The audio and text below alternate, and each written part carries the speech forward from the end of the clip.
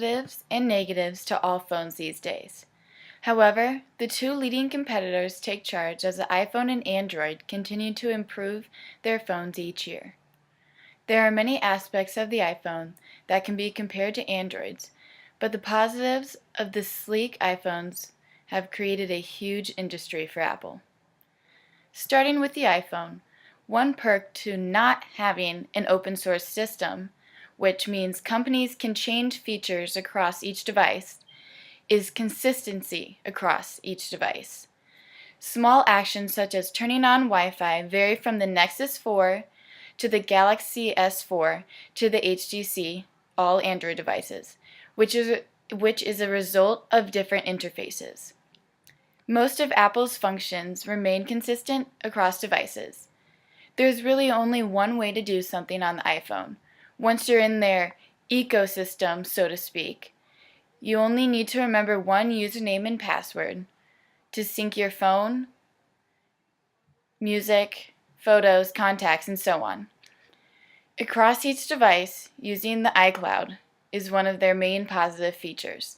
Everything on the iPhone can be backed up to this storage on the computer, so if anything happens, everything has been backed up and you still have everything you need.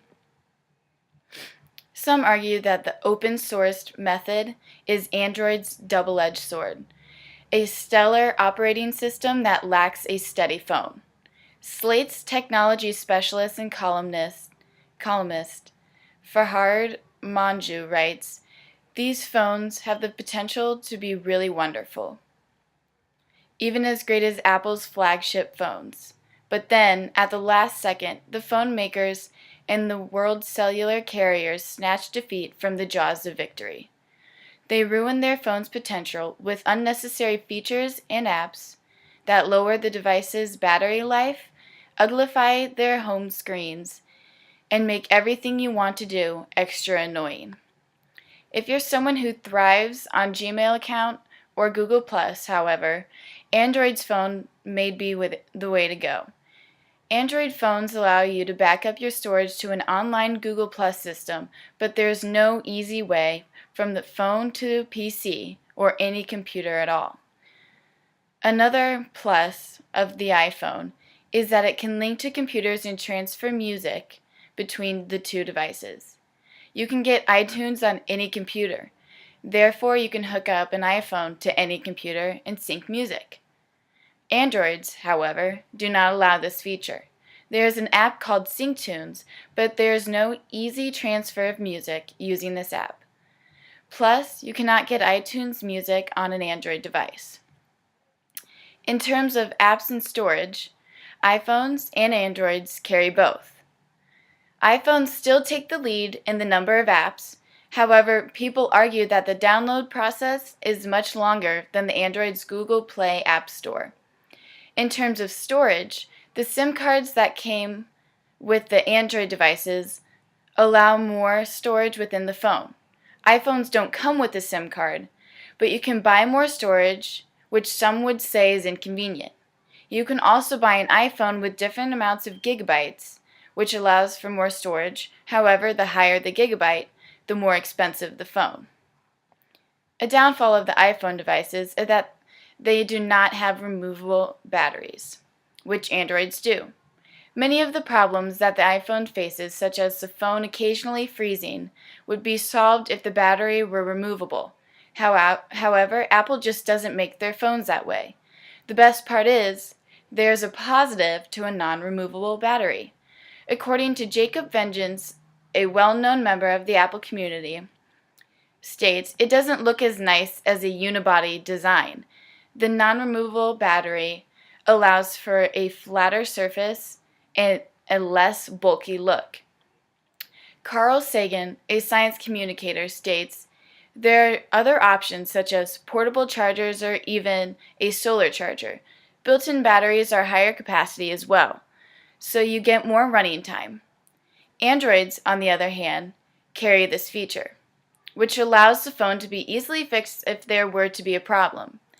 Android phones do seem to be a bit more durable.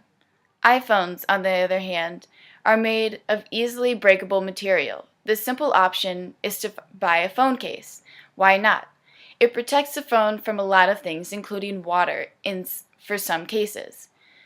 Apple has done a great job creating good cases for their phones, including ones that allow us to charge it and bring as a separate non-plug-in charger, as well as cases that allow you to bring your phone in the water.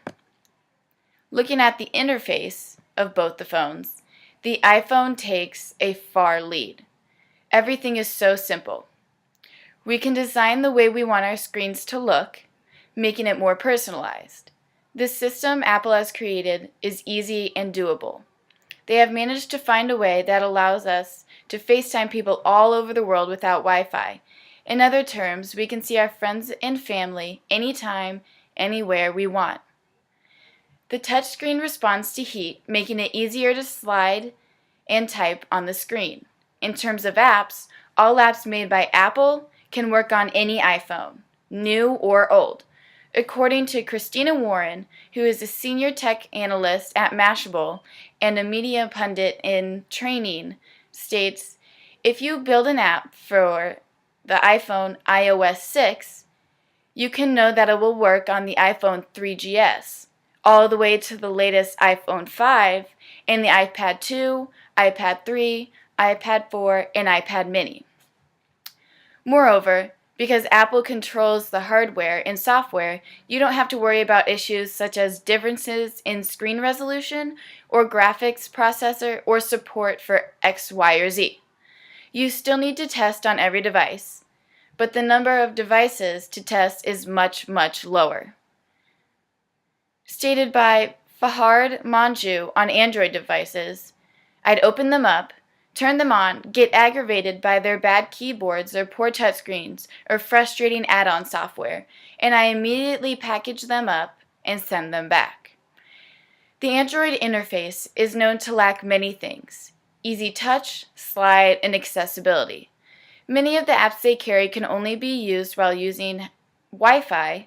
The internet is very slow, even with my experience from 1 month. I can't access as many things, and the screens don't necessarily do what you want. Also, some apps may work on one phone, but not on another. In other words, Android's sleek design is no match for the iPhone's design and incredible interface. According to Steve Jobs, who was the CEO and founder of Apple products until his sad death, what we want to do is make a leapfrog product that is way smarter than any mobile device that has ever been, and super easy to use. This is what an iPhone is, okay? So we're going to reinvent the phone. It's a tough conclusion to draw. What made you choose your phone? And are you happy with that decision? What would it take for you to make the switch? There are many positives and negatives to both the iPhone and Android. However, the iPhone negatives still trump the Androids. The iPhone revolutionized phones and created a whole new era of communication.